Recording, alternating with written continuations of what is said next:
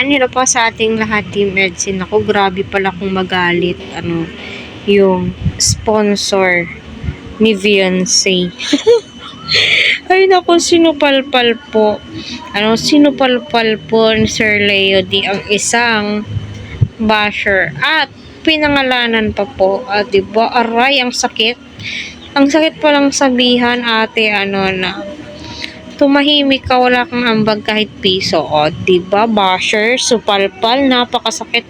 One time, big time hurting, charot. So, dapat lang yan sa'yo. Bakit ka kasi nagkikialam at nagdedesisyon?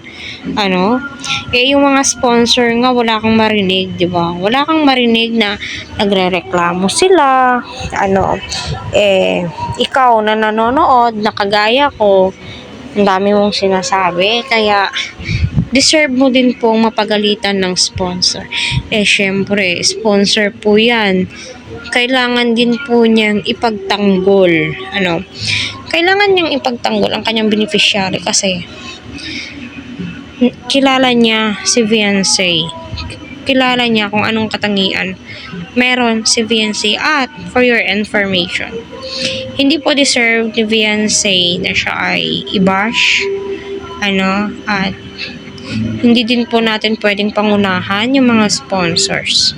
About naman po sa pabahay, decision po nila yan. Funding po yan nila. Para sa akin, ate, yung pinangalanan po ni Sir Leo Di, manood ka na lang. Kung ayaw mo, skip mo yung video kung ayaw mo kay Beyonce kasi di ka naman piniplease, di ba?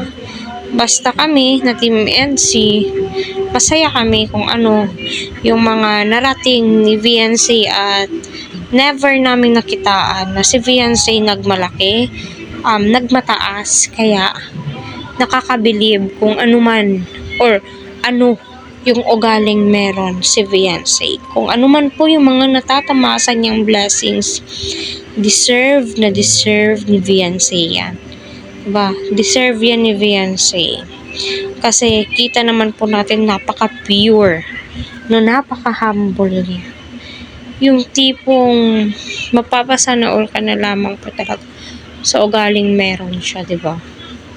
Kaya, kung napagalitan ka man ni Sir Leo Di, deserve mo yan, ating basher.